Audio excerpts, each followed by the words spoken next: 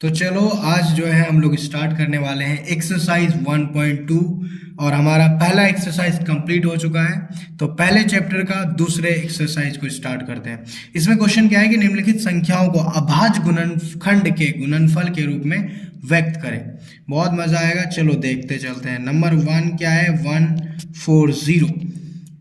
इसको अभाज्य गुणनखंड में व्यक्त करना है। अभाज्य गुणनखंड का मतलब होता है जहां पे 2 से भाग लगाएंगे, 3 से, 5 से, क्योंकि अभाज्य संख्या का मतलब होता है वो संख्या जो खुद से कटे और किससे कटे? खुद से और 1 से। जैसे कि 2 होता है ना, तो 2 खुद से भी कटता है और 1 से कटता है, तो वो हो गया 5 हो गया, 7 हो गया, ये सब। तो इस तरह से इसको गुणनखंड में लिखना है। सिंपल बोलूं तो इसका एलसीएम करना है। तो क्या करेंगे? 140 को बनाना है, तो चलो मजा आएगा।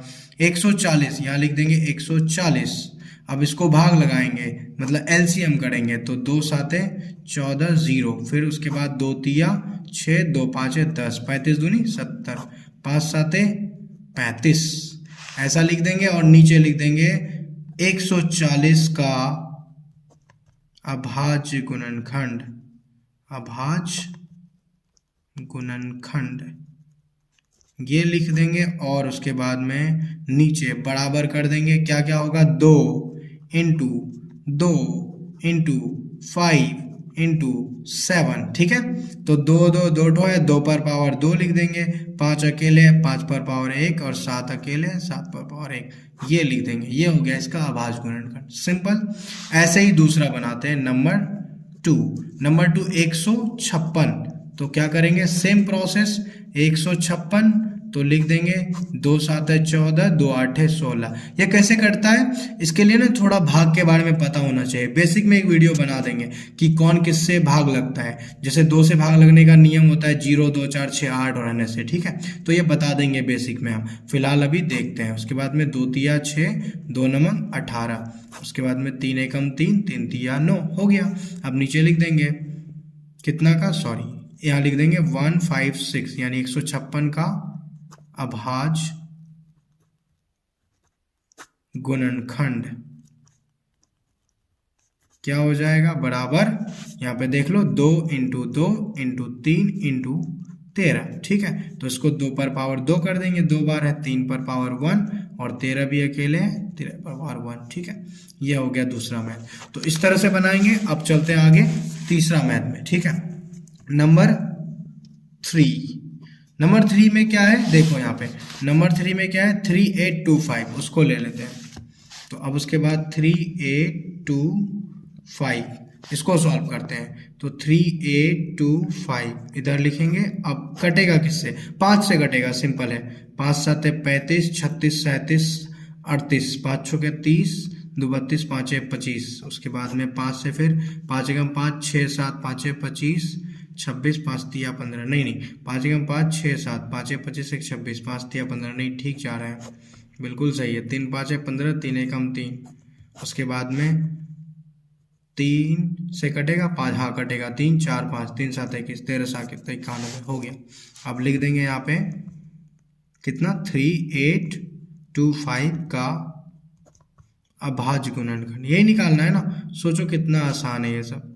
अभाज्य गुणनखंड कुछ नहीं करना है, बस एलसीएम कर देंगे और जो आएगा उसको लिख देंगे। बराबर कितना हो जाएगा?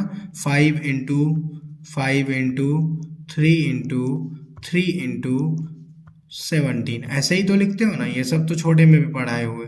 अब 5 पर पावर 2, बस इसको जो लिखना पड़ता है थोड़ा सा अलग है 10th क्लास में, बस और कुछ नहीं। 3 पर पावर 2 और ये 17 पर पावर 1, बिल्कुल बच्चों वाला मैथ है। हो गया, एकदम बन गया। नंबर 4।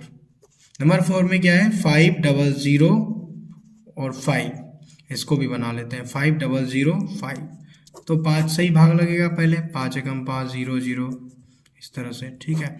उसके बाद में क्या होगा कि ये 5 से अब नहीं लगेगा, अब कितना से लगेगा? ये 7 से लगेगा, ठीक है। 7 एकम 7, 8 9 10, 7 चौके 28 29 30, 2 7 तिया 21, कट गया। फिर से शायद कटेगा 7 से, तो नहीं, और 7 से नहीं कटेगा, 11 से कटेगा। 11 एकम 11, 12 13 14, 11 तिया 33, ऐसे आ गया। ये क्या है कि इसको रिवाइज करना पड़ेगा, हो सकता है कंफ्यूजन हो, और देखना पड़ेगा कौन किससे कट रहा है, ठीक है। अब इसका लिख देंगे 5005 का अभाज्य गुणनखंड, क्या अभाज्य। अब ये जो है ना चौथा नंबर बनाते हैं, ठीक है, सेम बनाएंगे। तो 5005, इसका भी एलसीएम करेंगे। 5 से जाएगा 0 0, 5 एकम 5। अब ये कितना से जाएगा, तो ये चले आएगा 7 से, ठीक है। 7 एकम 7, 8 9 10, 7 चौका 28, 29 30, 2 बचा, 7 तिया 21, ठीक है। अब ये कितना से 11 से जाएगा, 11 एकम 11, 12 13 14, तो 11 तिया 33। इस तरह से ये थोड़ा यूनिक है, बट अगर रिवीजन होगा तो आपको समझ में आने लग जाएगा। 5005 यानी 5005 का अभाज्य गुणनखंड, ठीक है, बराबर क्या हो जाएगा, सिंपल है, 5 इंटू 7 इंटू 11 इंटू 13। तो 5 पर पावर 1 रहा है, 7 पर 1, सब पर पावर 1 हो जाएगा यहाँ पे। ये हो गया हमारा आंसर। अब बचा 5 नंबर, इसको बनाते हैं। ये और भी थोड़ा सा यूनिक है और रिवाइज करना पड़ेगा, थोड़ा सा टफ है बट हो जाएगा, रिवाइज करने से अपने आप हो जाएगा। यहाँ 17 से भाग लगेगा, अब वो आपको देखना पड़ेगा किससे भाग लग रहा है, ठीक है, 17 से ही लगेगा। 17 दूना 34, 17 17 17 5 17 5 17 चौका 68, 69 70 71 72 73 74, 62 बचा, 17 तिया 51, अब 11 बचा यानी 119, 17 7 119 हो गया।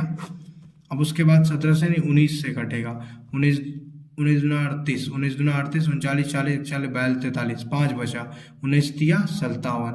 तो थोड़ा सा अजीब टाइप से है दिखने में, है कि नहीं, लेकिन रिवाइज करने से हो जाएगा। 7429 का अभाज्य गुणनखंड, अभाज्य गुणनखंड। और जब आपको बता देंगे ना कि कैसे होता है कोई संख्या किससे भाग लगता है, तो वो आपको और अच्छा समझ में आएगा। 17 इंटू 19 इंटू 23, ये भी 17 पर पावर 1, 19 पर पावर 1, क्योंकि अकेले अकेले।